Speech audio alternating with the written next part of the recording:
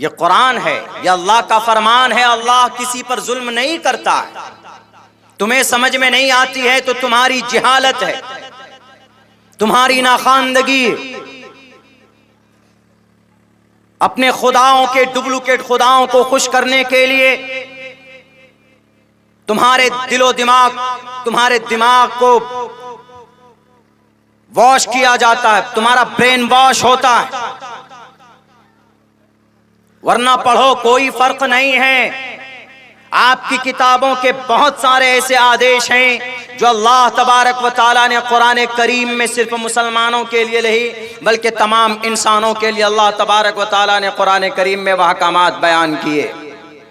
मेरी बात थोड़ी तफसील से होती, 1.5-2 घंटे की बात सुने तब समझ में आती, लेकिन मुनज़्ज़म प्रोग्राम है।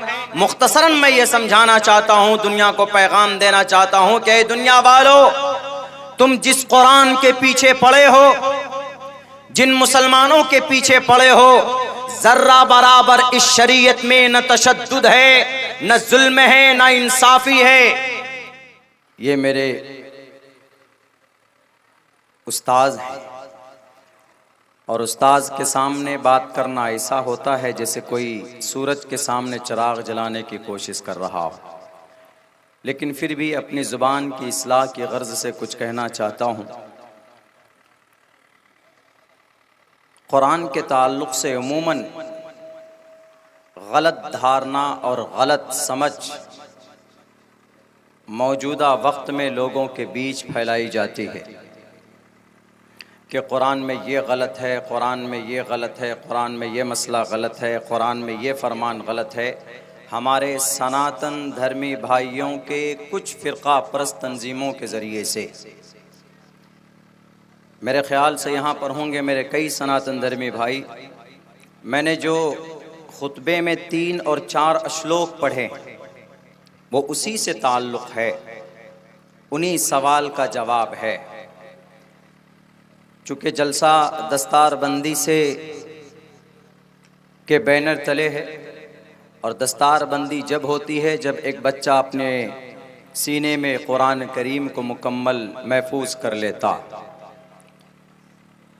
तो बहुत से लोग ये कहते हैं कि मुसलमानों के बीच मुसलमानों का जो शास्त्र है कुरान है उसमें जुल्म है, तशद्दुद है, नाइंसाफ़ी है।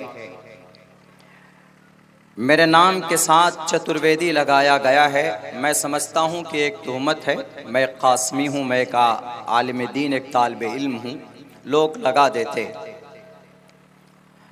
लेकिन मैंने बिलिस्तिआब दुनिया के हर बड़े धर्म का एनालिसिस किया है, पढ़ा है। ये मेरा शौक़ है। मैंने हर धर्म की उनके पर्सनल लॉ, उनके मजहबी कवानीन को भी मैंने पढ़ा है।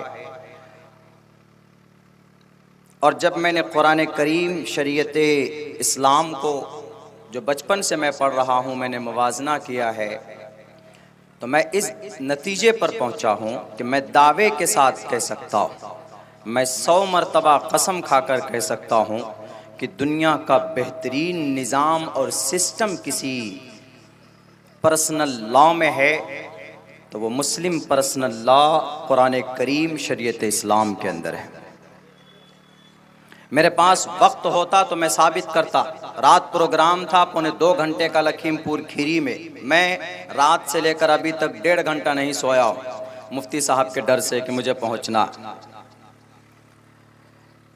वहाँ मैंने ये पूरी तफसील बयान की कि कैसे आज बड़ी बड़ी ताकत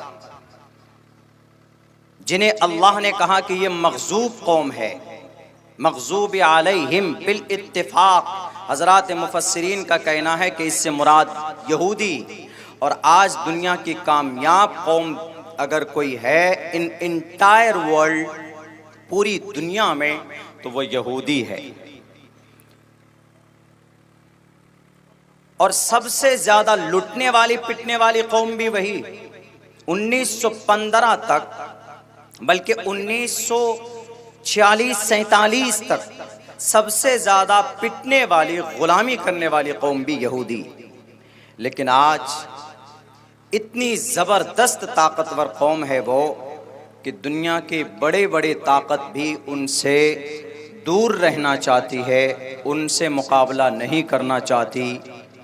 किस वजह से? इतनी ताकत आई कहाँ से? अल्लाह ने कहा मग़ज़ूब अलैहिम है, अल्लाह ने कहा ज़ुरिबत अलैहिमुज़्ज़िल्लत वल मस्कना है। वो कौन सी चीज है इतनी ताकतवर उस कौम को बनाती? तो मैंने एक यहूदी, एक बहुत बड़ी यंग लेडी गोल्डा माहिरा की हिस्ट्री हमने पढ़ी, तो उन्होंने कहा कि हमको, हमारे मजहब को, हमारी कौम को ये ताकत अगर मिली है तो मोहम्मद रसूलुल्लाह सल्लल्लाहु अलैहि वसल्लम की जिंदगी से मिली। एनालिसिस कीजिए आप।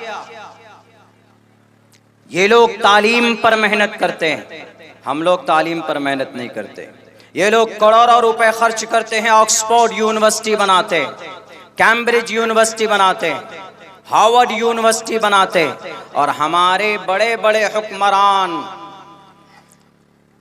सोने चांदी पेट्रोल डीजल के कान पर बैठकर हुक्मरानी करने वाले ये बुर्ज खलीफा बनाते हैं। यहूदी अपनी नस्ल पर मेहनत करता है और हमारे लोग नहीं मालूम किन किन चीजों पर मेहनत करते हैं। मुफ्ती सईद अहमद साहब पालनपुरी रहमतुल्लाहि अलैह, मेरे शेख अव्वल बुखारी जिल्द शरीफ हमने उनसे पढ़ी। उन्होंने कहा कि अल्लाह का निज़ाम है, जो अल्लाह के कानून को दुनिया में अमल करेगा अल्लाह उसको दुनिया में ज़रूर कामयाब करेगा, चाहे वो यहूदी हो कि नसरानी हो कि हिंदू हो कि क्रिश्चियन हो। हमारे पास कुरान है, उसके बावजूद भी आज हम जिल्लत और रुसवाई की ज़िंदगी गुजार रहे हैं। हमारे एक वीएचपी के भाई वो कहते हैं मौलाना आपके कुरान में त्रुटि है, कमी है। हमने कहा कैसे? बोला देखिए आपके कुरान में कहा गया है हिंदुओं का माल लूटो और खाओ। हमने कहा कहाँ है बताओ? उन्होंने कहा देखिए फकुलू मिम्मा गनिमतुम, कुलू इट्स ऑर्डर, अमर का सिगा है। अल्लाह ने कहा कुलू खाओ, मिम्मा गनिमतुम, और वो तर्जमा करते हैं इसका, वो हमारे वीएचपी के भाई वो कहते हैं कि मिम्मा गनिमतुम का मतलब लूटो। आपके इस्लाम में लूटो और खाओ की बातें कही जा रही है आपके कुरान में। हमने कहा कि ये आपकी जिहालत है, आपने पढ़ा नहीं है सही से।